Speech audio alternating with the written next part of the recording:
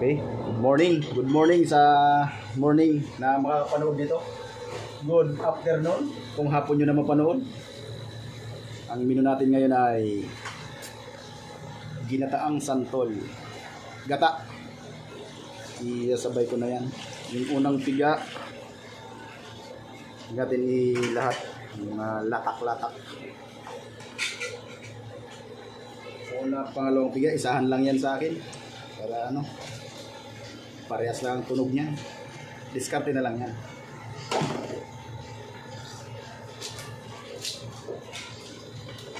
Mainit.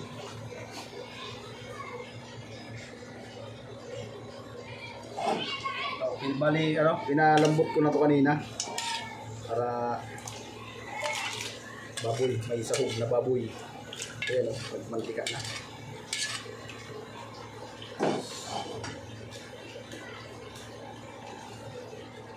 Basic ingredients: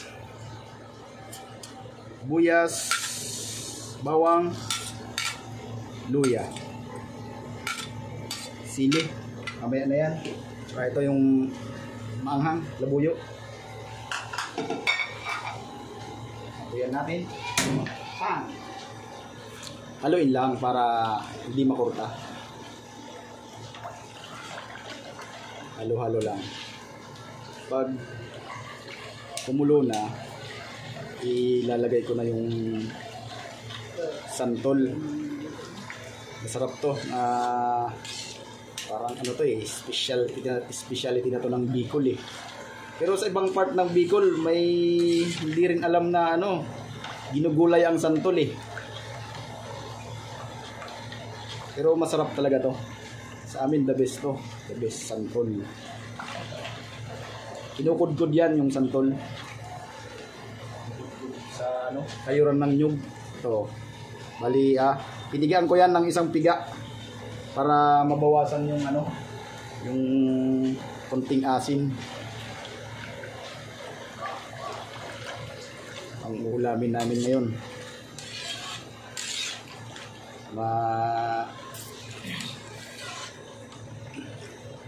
Yung mga nagda-diet dyan, mapaparami na naman ang kain.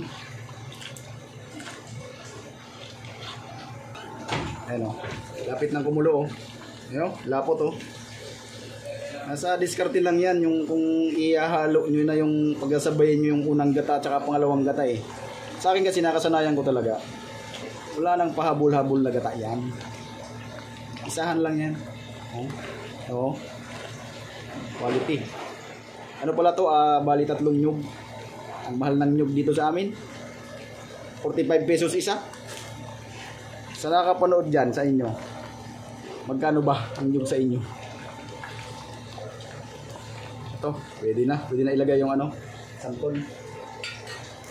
Tulo na siya oh. Yan.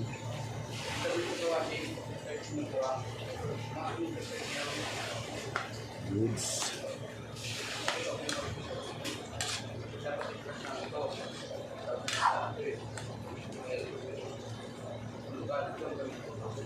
Ayan. Ayan.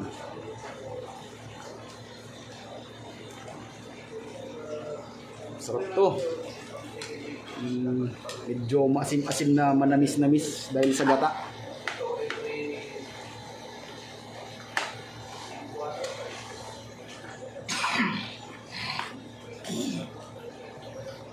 Halo-haloin lang natin at nabuo-buo pagtiga ko nung santol. Ayan o. Tapos na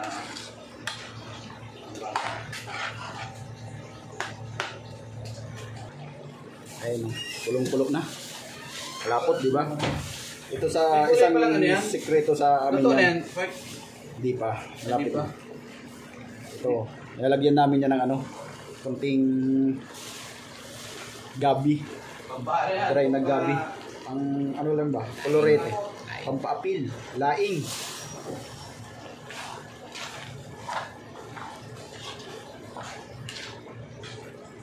Sarap yan.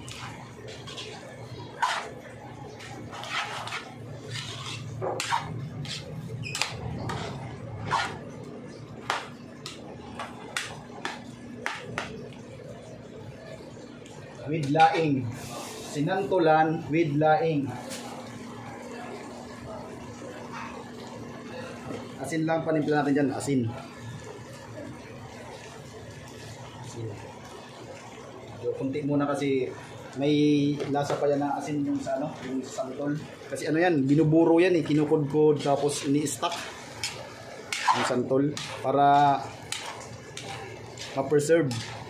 Kaya tinan mo yung kulay niya, hindi siya, kahit ilang araw na yan na ano, naka-imbak, ganun pa rin dahil nakaburo siya sa asin.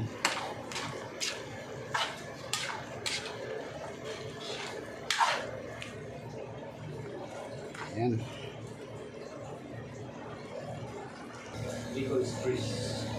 Ayan, no? Lapit na siya, oh. Ganda ng quality. Lagyan natin siya ng ano, konting paminta. Ayan. Wala din tubig doon, Chef?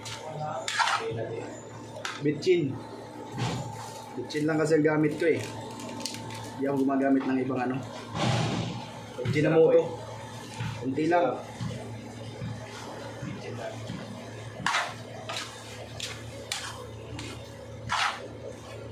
Mantikain natin yan. Sarap. Maya maya ilalagay na natin yung sili. The best. Ayan o. Lapit na siya o. Tingnan nyo. Mantika na siya. Wala na yung tubig niya. Yung gata na lang yan nagpamantika. Pwede na natin ilagay yung sili.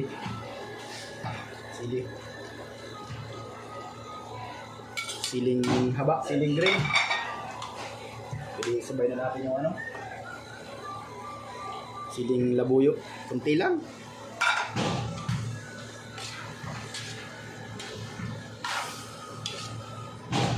Low fire lang yan mga kasinambirga. Low fire lang pag lapit na. Ayan, mamula-mula. Sarap.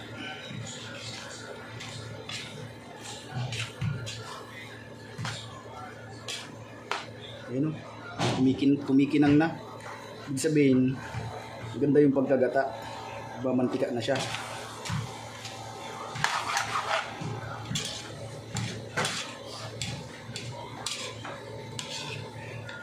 Naluto na yung sili, okay na yan. Tikman muna pala natin. Baka may kulang pa, adjust na lang natin.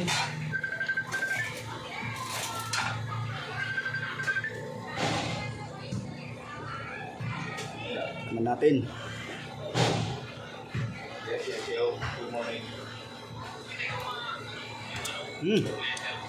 Sarap. Quality. Sakto na. Goods na to. Hindi masyadong maanghang eh.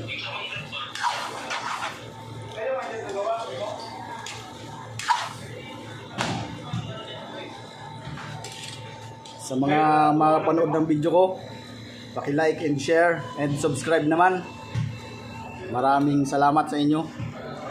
Dan.